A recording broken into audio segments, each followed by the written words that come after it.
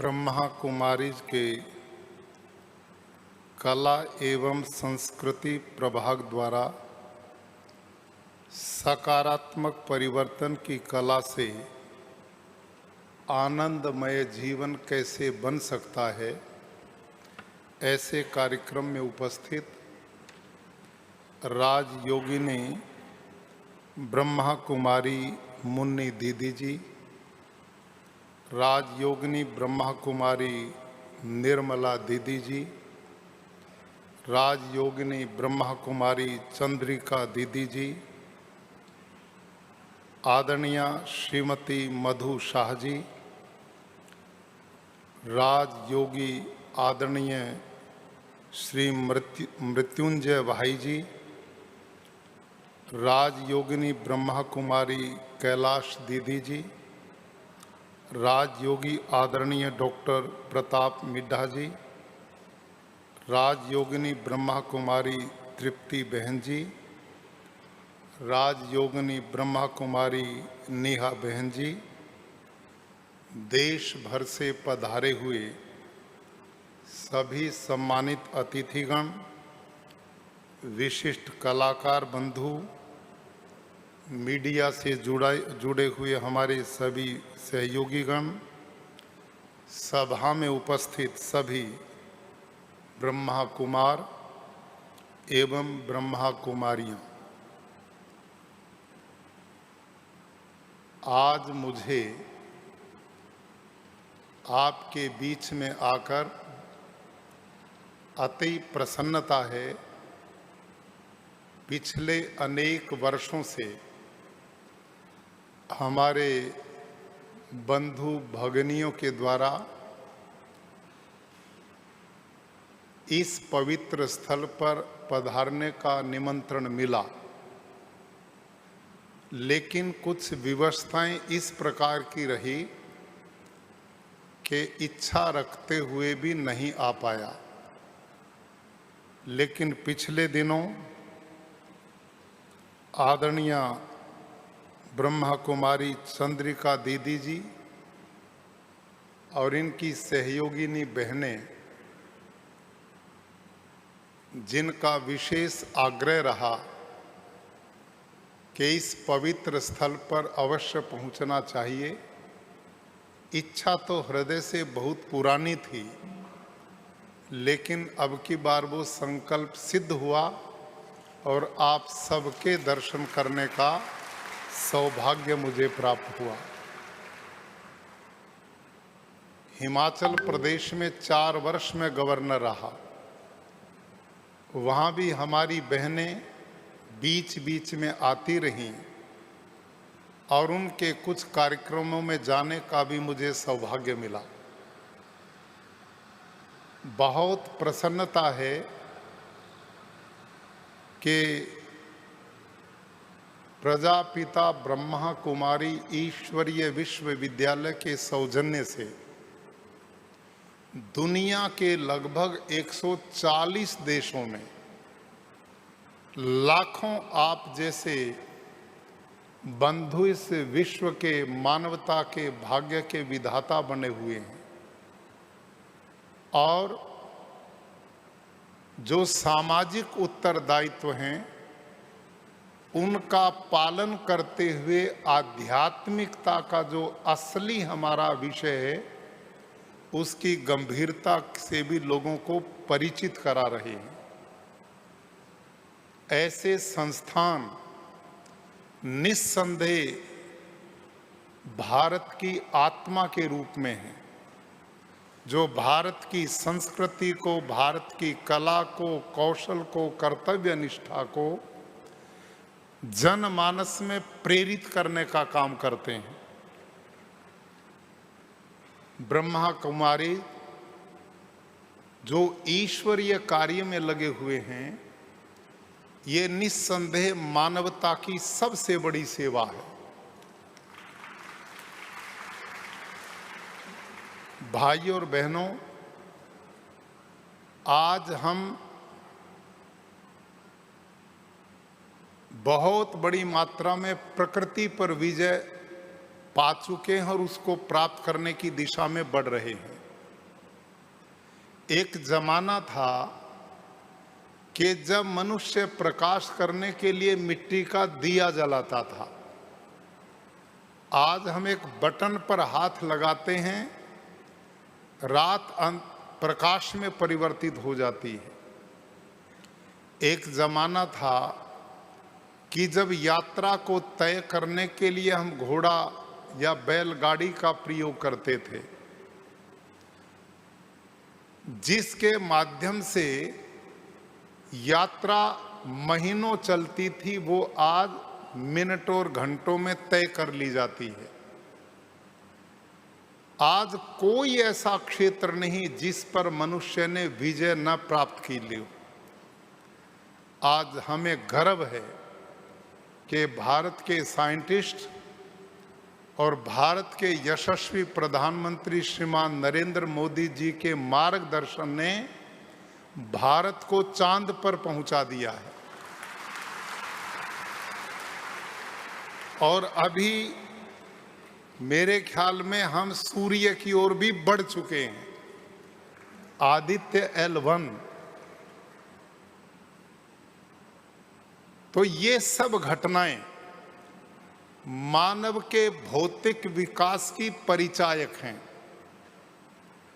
आज हमने बड़े बड़े कारखाने बनाए हैं, रेल की पटरियां बिछाई हैं, नहरें बिछाई हैं, सड़कों का जाल बना दिया है, बड़े बड़े हॉस्पिटल बना दिए हैं, बड़े बड़े शिक्षा के केंद्र भी बनाए हैं। आज हमने भौतिक सुविधाओं की दिशा में बहुत ऊंचा कदम और सारी दुनिया ने उठा लिया है। लेकिन जब अध्यात्मवाद की बात आती है तो अभी हम बहुत पीछे चल रहे हैं। भाइयों और बहनों, भौतिकवाद और अध्यात्मवाद जब एक दूसरे का सहायक बनता है तो पूर्णता की ओर बढ़ता है। जहां एकल विकास होता है वो विनाश की ओर बढ़ाता है। ईश्वरीय विश्वविद्यालय ब्रह्मा कुमारी इन दोनों चिंतन को साथ लेकर के आगे बढ़ रहे हैं कि हम भौतिक रूप से विकसित हों, लेकिन आध्यात्मिक रूप से विकसित हुए बिना हम इन भौतिक पदार्थों का सही सदुपयोग नहीं कर पाएंगे। महान साइंटिस्ट ने कहा था कि science without religion is lame and religion without science is blind. Science, विज्ञान और अध्यात्मवाद ये एक दूसरे के पूरक जब बनते हैं और मनुष्य में दोनों चीज समाहित होती हैं तो वो इस सारे परमात्मा द्वारा बनाई गई सृष्टि का आनंद लेता है। यदि अध्यात्म के बिना ये भोगवादी चीज मिलती हैं तो हमारी बहन मधु शाह जी ने अभी बताया कि यहाँ जो शांति मैं देख रही हूँ, यहाँ लोगों के चेहरे पर जो शालीनता, सौम्यता अनुभव की जा रही है, मुंबई में इससे बिल्कुल विपरीत दिखाई देता है। वहां जब सोने का समय है तो भी नहीं सो पाते, बेचैन हैं, उदासीन हैं, दुखी हैं, परेशान हैं, टेंशन में हैं। बिना अध्यात्म के विकास कभी भी सुख शांति का आधार हो ही नहीं सकता। एक घटना मुझे याद आई, आपको बहुत अच्छी लगेगी और ये सत्य घटना है। कहते हैं सिकंदर ने दुनिया को जीता। अब की बार उसने विचार किया कि भारत को भी जीतना चाहिए, और वो भारत को जीतने के लिए जब तैयारी कर रहा था तो उनके गुरु के पास गया जिनका नाम अरस्तु था, और अपने गुरु अरस्तु के अभिवादन करके सिकंदर कहता है, गुरुजी अब की बार मेरी सेनाओं का मुंह भारत की ओर है, भारत को भी मैं जीतना चाहता हूं, मुझे आशीर्वाद दीजिए।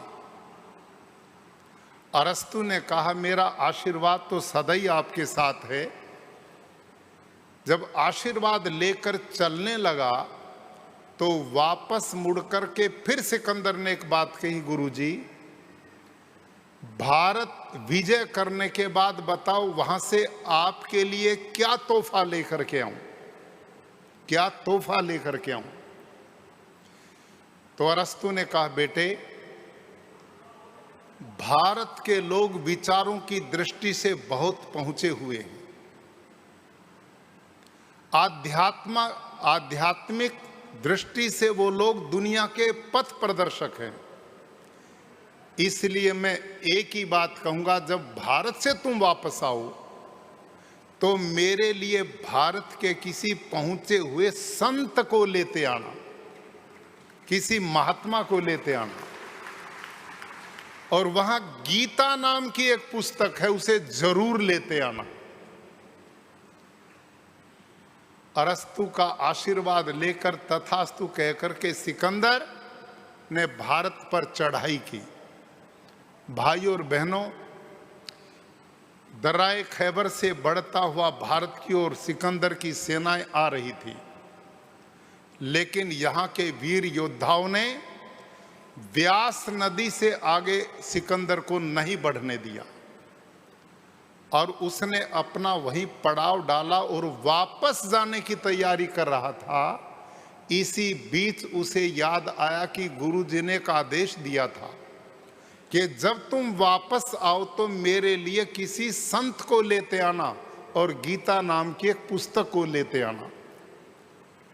तो कहते हैं सिकंदर ने अपने दूत, जिसका नाम ओनियो क्रोटस था, उसे बुलाया और कहा, मेरे गुरु के लिए गुरु ढूंढना है और जाओ, कहते हैं यहां जंगलों में ऐसे संत मिलते हैं। तो प्रातः काल का समय था, सर्दी के दिन थे। ओनियो क्रोटस घोड़े की पीठ पर बैठकर एक जंगल की कच्ची पगडंडी से चल पड़ा। चलता रहा। उसने क्या देखा, एक झोंपड़े के सामने एक महात्मा सूखी लकड़ी के तख्त पर बैठा हुआ प्रातः उदित हुए सूर्य के प्रकाश का अपने नग्न शरीर पर आनंद ले रहा था। आंखें उनकी बंद थी।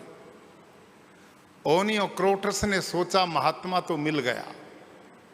घोड़े की पीठ से उतरा और इस आंख बंद किए महात्मा के सामने खड़ा हो गया। जब सूर्य की किरणों और महात्मा के बीच में ओनियो क्रोटस खड़ा हुआ तो सूर्य की किरणें महात्मा के शरीर पर पड़ना बंद हो गई और महात्मा की आंखें खुली। देखा कोई सज्जन खड़ा है। महात्मा ने कहा, बंधु आप मेरे सामने से हट जाओ और इन सूर्य की किरणों का आनंद मुझे लेने दो। जब ये बात कही तो उचित समय पाकर ओनियो क्रोटस ने कहा, महाराज मैं आपको लेने के लिए आया हूं। भारत के संत ने गर्दन हिला दिया, हम नहीं चलेंगे। फिर प्रश्न किया, महाराज दुनिया के सबसे बड़ा शक्तिशाली सिकंदर महान और उसका गुरु भी आपको अपना गुरु बनाना चाहता, इसलिए आप मेरे साथ चलो। भारत के संत ने फिर गर्दन हिला दी, हम नहीं चलेंगे। महाराज वो आपको मालो माल कर देगा। आप टूटी झोंपड़ी में बैठे हो, कपड़े पहनने के लिए तेरे पास हैं नहीं, सूर्य की धूप से सर्दी दूर कर रहे हो। इससे बड़ा गोल्डन चांस नहीं मिलेगा, महात्मा को कहा। लेकिन भारत के संत ने फिर गर्दन हिलाते कहा, बंधु आध्यात्म की दृष्टि से महानिर्धन तुम्हारा सिकंदर हमें क्या दे सकता, हम नहीं चलेंगे। और ओनियोक्रोटस घोड़े की पीठ पर बैठ कर के दौड़ा हुआ आया और सिकंदर को आके कहता, महाराज महात्मा तो मिल गए और बड़े पहुंचे हुए महात्मा मिले हैं, लेकिन आने से साफ इनकारी करते हैं। अच्छा, तुमने मेरा नाम नहीं लिया? लिया था महाराज, फिर भी इनकारी। उसकी ये हिम्मत। हाथ में तलवार लेकर घोड़े की पीठ पर बैठकर स्वयं सिकंदर संत के पास पहुंचा और आकर के बड़े तेज गुस्से में कहता, सिकंदर बोलता है, महात्मा तू जानता मैं कौन हूं? मेरा नाम सिकंदर है। मैं चाहूं तो एक बार में तुम्हारे सर और धड़ को अलग कर सकता हूं। मेरे सामने इनकारी? मैं तुम्हें लेने के लिए आऊं, चलो उठो और मेरे साथ चलो।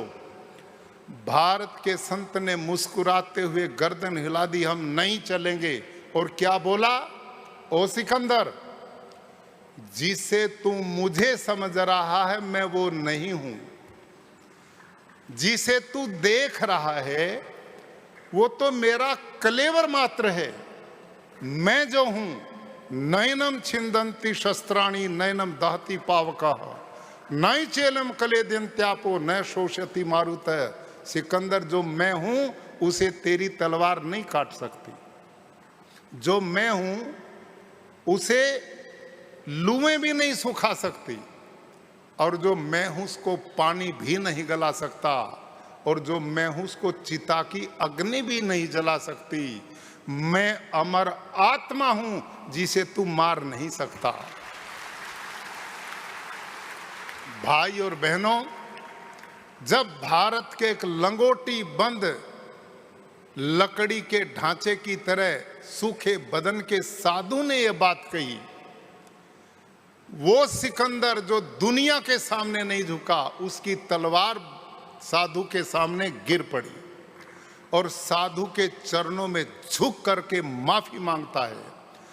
ग्रीस इतिहास का लेखक Pliny India what can it teach us नामक पुस्तक में इस घटना का उल्लेख करते हुए कहते हैं कि जिस सिकंदर ने दुनिया के सामने हार नहीं मानी, वो भारत के लंगोटी बंद सन्यासी के सामने हार स्वीकार करने के लिए तैयार हो गया।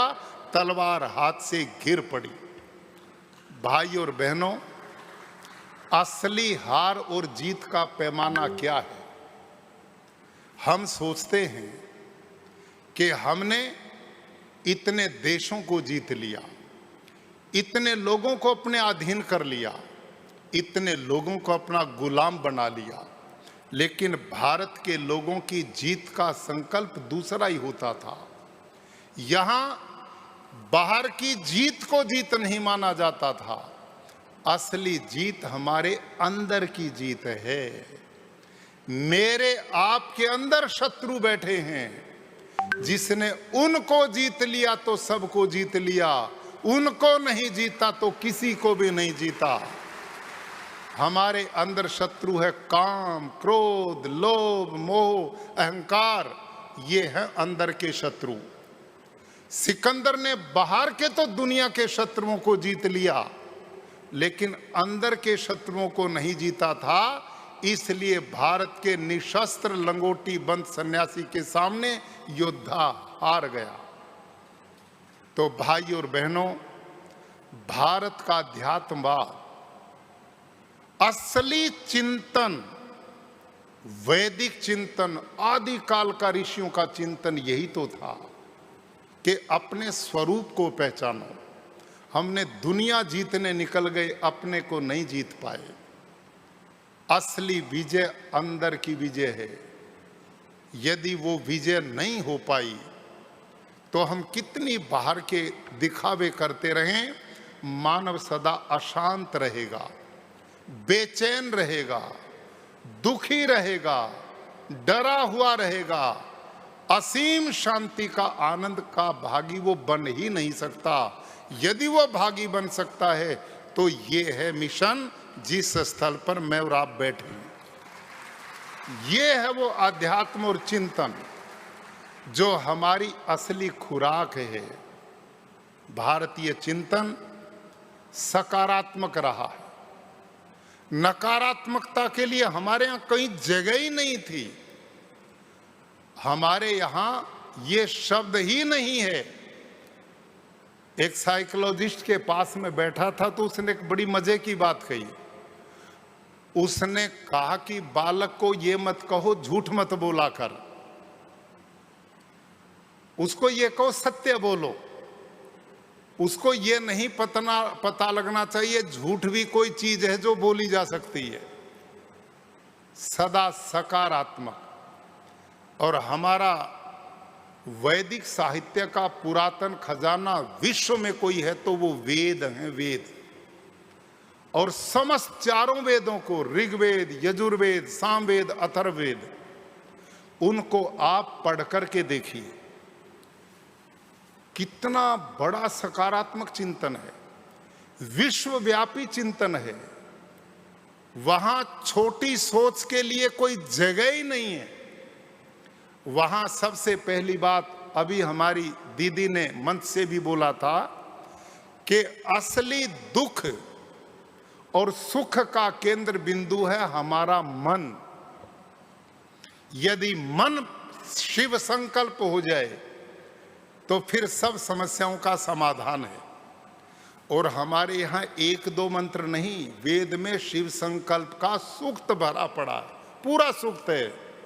और वहाँ इस देश के बालक को गुरुकुलों में प्रातः उठते ही पढ़ा जाता था, यज्जाग्रतो दूरम उदयति दूरम तदैवच अदैति वैवम तन्मे मनः शिव संकल्पमस्तु ये न कर्माण्यपसो मनीषिणो यज्ञे कृण्वन्ति विदथेषु धीरा। ये पढ़ा जाता था। अर्थात हे भगवान, मेरा जो मन है वो सोते जागते कर्म करते हर अवस्था में कैसा हो, शिव संकल्प मस्तु। शिव मैंने कल्याणकारी, संकल्प मैंने विचारों वाला, अस्तु मैंने होवे। सोचिए, चिंतन करो, परमात्मा मेरा जो मन है वो शिव संकल्प वाला हो, कल्याण करने वाला हो, सबके लिए अच्छा ही सोचने वाला हो। यूएनओ के विधान में एक बात लिखी मेरी माता और बहनों, यूएनओ के विधान में वो कहते हैं कि जो युद्ध मैदान में लड़े जाते हैं, मैदान में लड़ने से पहले वो युद्ध मानव के मन की भूमि में लड़े जाते हैं। उदाहरण के लिए, ईमानदारी से बताओ मेरी बहनों जो गांव से आई हुई हैं, ईमानदारी से बताओ, जब किसी पड़ोसन से लड़ना होता है तो उसको कौन कौन सी जली कटी सुनानी पहले मन में सिलेक्ट करती हो कि नहीं? पहले मन में सिलेक्ट करती हो, फिर उस पे जाके चढ़ाई करती हो, आया ना? अच्छा, ईमानदारी से सभी बताओ मेरे सहित, कोई आदमी सकारात्मक सोच को लेकर हंसता हुआ, उछलता हुआ किसी पड़ोसी से लड़कर दिखाए मेरे को। क्यों साहब, लड़ सकता है क्या? कब लड़ेगा? जब पहले अपने मन को दूषित करेगा, अपने मन को क्रोध की आग में जलाएगा, ईर्ष्या में जलेगा। दूसरा जले या न चले कोई गारंटी नहीं, लेकिन हमें पहले इन पापों में जलाना पड़ेगा, तब दूसरे को दुख देख सकते हैं, तब दूसरे को दुख दिया जा सकता है। इसलिए हमारे वेदों में कहा शिव संकल्प मस्तु, परमात्मा मेरा जो मन अच्छाई बुराई का केंद्र है वो मेरे अधीन हो, मेरा उस पर पूर्ण नियंत्रण हो। और पूरा नियंत्रण उस पे आएगा राजयोग के द्वारा, उसके बिना आ ही नहीं सकता। उसको अपने नियंत्रण में हम होंगे तब हम निर्णय ले सकेंगे नकारात्मक क्या और सकारात्मक क्या है। नकारात्मक को रद्दी की टोकरी में फेंकना और सकारात्मक की ओर कदम बढ़ाना है तो जीवन में अपने आप सहिष्णुता आएगी, दया आएगी, करुणा आएगा, पुण्यता आएगी, पवित्रता आएगी, आनंद का वास होगा और फिर सतचित आनंद का दरवाजा खुलना शुरू हो जाएगा। ये है मार्ग, जीवन का सकारात्मक सोच का मार्ग। और ये चिंतन हमें बाहर के देशों से उधार लेने की जरूरत नहीं है। ये चिंतन तो भारत के ऋषियों के द्वारा, यहाँ के साधु संतों के द्वारा, या हमारी इन बहनों और भाइयों के द्वारा आज उसी विचार को जो जनमानस में फैला जा रहा है। हमने नारा ही नहीं दिया, हम इस बात को व्यवहार में लेकर के चलने वाले थे। जो हमने गाया, अयम निजः परोवेति गणना लघु चेतसाम उदार चरिता नाम तु वसुधैव कुटुंबकम। ये तेरा है, ये मेरा है, ये अपना है, ये पराया है। ये छोटे नकारात्मक सोच के लोगों का चिंतन है। वसुधैव कुटुंबकम, सारी दुनिया मेरी है और सारी दुनिया का मैं हूं। यही जीने का तरीका भारत के ऋषियों ने सिखाया था। भाई और बहनों, दुनिया में यही तो जीने का तरीका है। या तो किसी को अपना बना लो और या किसी के खुद बन जाओ। ना हमने कोई अपना बनाया और ना हम किसी के बने, तो फिर नकारात्मक सोच लिए दुख में ही उलझते रहेंगे, कुछ भी मिलने वाला नहीं है। हमारी सोच, वेदों की सोच, ऋषियों की परंपरा, वहां एक ऋग्वेद में एक मंत्र आता है और वहां क्या लिखा है, भक्त और भगवान आपस में संवाद करते हैं। और भक्त वहां आज की भाषा में पूछता, भगवान तू कहाँ मिलेगा, मेरे को बता कहाँ मिलेगा। मंदिर में मिलेगा, मस्जिद में मिलेगा, गुरुद्वारे में मिलेगा, चर्च घर में मिलेगा, मुझे बता तो दे, मैं तुझे पाना चाहता हूं, रात दिन परिश्रम कर रहा हूं तुझे पाने के लिए, लेकिन बता दे तू मिलेगा कहां। तो वहां कितना सरल रास्ता ऋषियों ने वेद के द्वारा दिया। वहां लिखा, यस्तु सर्वाणि भूतानि आत्मेवनुपश्यति यत् सर्वभूतेषु चात्मानं ततो न विचिकित्सति। अर्थात ओ भोले भक्त, जिस समय तेरा चिंतन, तेरी सोच इतनी उदार बन जाएगी, तू जब इतना सकारात्मक सोच का बन जाएगा, कितनी कि जब तू दूसरे की आत्मा को अपनी आत्मा में देखना शुरू कर देगा और अपनी आत्मा को दूसरे की आत्मा में देखना शुरू कर देगा, उस दिन ही तेरे मेरे बीच की संदेह की दीवार ढह जाएगी और तेरा मेरा साक्षात हो जाएगा। ये वेद के अंदर लिखा है। भाई और बहनों, आज कहने के लिए धरती पर अरबों की संख्या में हम लोग हैं जिनको मनुष्य बोलते हैं, लेकिन सही अर्थों में इंसानियत, सही अर्थों में मानवता, ऐसी मानवता जो दूसरे के हृदय के स्पंदन को अपने अंदर ही ढह जाएगी और तेरा मेरा साक्षात हो जाएगा। ये वेद के अंदर लिखा है।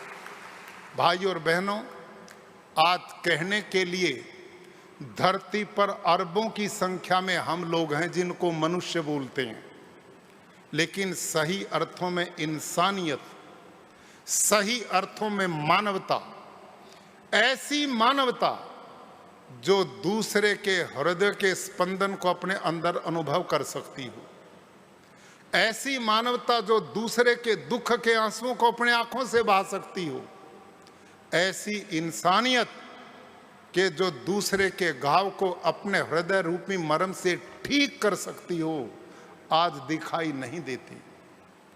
आज मनुष्य उस पत्थर के समान बन गया है जिस पत्थर के ऊपर एक जल्लाद हजारों प्राणियों का वध कर देता है, लेकिन आत्मा न होने के कारण वो पत्थर एक भी आंसू नहीं बहा सकता।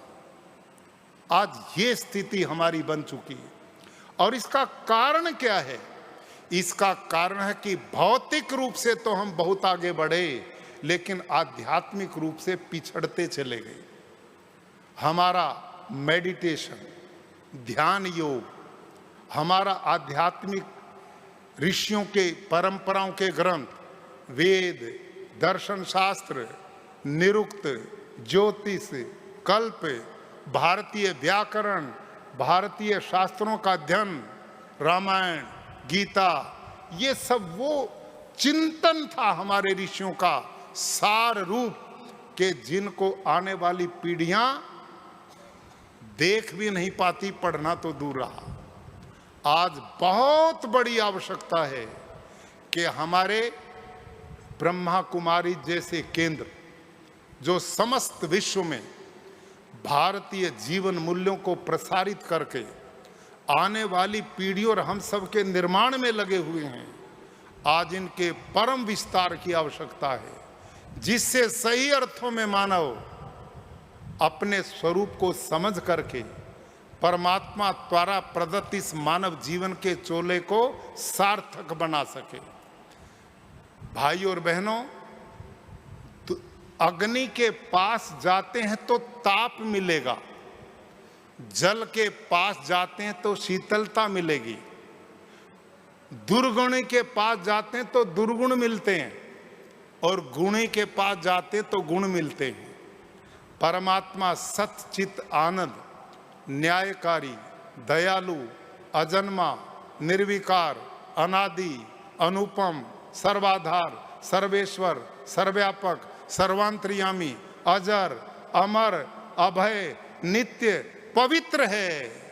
ऐसे परमात्मा के सानिध्य में आकर ये सारे गुणों का आनंद मिलने का रास्ता यहीं से उदित होता है। तो आओ हम सब मिलकर इन पवित्र स्थलों पर अपनी आध्यात्मिक चेतना को जागृत करें। हम भौतिक विकास के विरोधी नहीं, वो हो। आज साइंस ने तो इतना बड़ा हॉल बना दिया जो हमारे बैठ करके सुख का आधार बना हुआ है। ये माइक साइंटिस्ट ने बना दिया जो मेरी बात को बिना जोर लगाए दूर तक भेजता है। 40 मिनट में मैं अहमदाबाद से यहाँ गए, उन्हीं की तो कृपा है। ये लाइट जो जल रही है, ये जो भव्य भवन, आधुनिक संसाधन है। साधन जरूरी है साध्य की प्राप्ति के लिए, बिना साधन के साध्य की प्राप्ति नहीं हो सकती। शरीर जरूरी है आत्मा के लिए, बिना शरीर के आत्मा कैसे इसमें आकर सुख दुख भोग त्याग की अनुभूति कराएगा। लेकिन शरीर सत्य तो है, लेकिन इसकी अपेक्षा आत्मा अधिक सत्य है। क्यों? क्योंकि आत्मा के कारण शरीर है, शरीर के कारण आत्मा नहीं है। संसार सत्य है, दिखाई देता है, लेकिन इसकी ओट में न दिखने वाला परमात्मा अधिक सत्य है, उसके कारण यह दिखने वाला है। इसलिए हमारे यहाँ ऋषियों ने वेदों में कहा, हिरण्यमयन पात्रेण सत्यस्यापित मुखम तत्वम पूषण अपावरणु सत्य धर्माय दृष्टयो। लोगो, ये जो चमक दमक है ना दुनिया की, ये जो चमक दमक है, हमारे शरीर की भी जो चमक दमक है, ये शरीर की चमक दमक नहीं है। ये चमक दमक इसकी ओट में बैठे आत्मा की है। आत्मा इसमें से निकल जाए, बाकी शरीर को कितना लिपस्टिक पाउडर लगा लो, कितने दिन रख पाओगे? नहीं चलेगा काम। असली तत्व वो आध्यात्मिक आत्मा है। शरीर की ओट में आत्मा और इस ब्रह्मांड की ओट में परमात्मा, इसका जोड़ उसके साथ होना, इसको राजयोग के माध्यम से आगे बढ़ाने का मार्ग है। यही सुख और शांति का एक रास्ता बनता है। आपके बीच में आने का सौभाग्य मिला। मैं अपने सभी यहाँ अधिकारियों का धन्यवाद करता हूँ कि जिनके माध्यम से आप सब पवित्र आत्माओं को सौभाग्यपूर्वक दर्शन करने का मुझे सौभाग्य मिला। मेरे डीसी साहब ने अभी मेरे दिया, आदित्य L1 सफलता से सूर्य की ओर बढ़ चला है। तो हमारे देश में आज जो चहुमुखी विकास हो रहा है, भारत के यशस्वी प्रधानमंत्री जो महान आध्यात्मिक भी हैं और भौतिक रूप से भी राष्ट्र को दोनों दृष्टि से समान रूप से बढ़ा रहे हैं, ऐसे महान व्यक्तित्व आज भारत के सौभाग्य के रूप में हैं। आप सबको आज के इस आयोजन के लिए जितने कलाकार बंधु हैं उनको भी बधाई देता हूँ। ये कला जो है ना, ये तो आदमी को कुछ समय के लिए तो दुख से तत्काल छुड़ा देती है, इससे तो आत्मा को अनंत आह्लाद और आनंद की अनुभूति होती है, कष्टों से निवारण का बड़ा माध्यम है। आप सभी को आज के इस आयोजन के लिए मैं बहुत बहुत बधाई देता हूं और आप सबका धन्यवाद।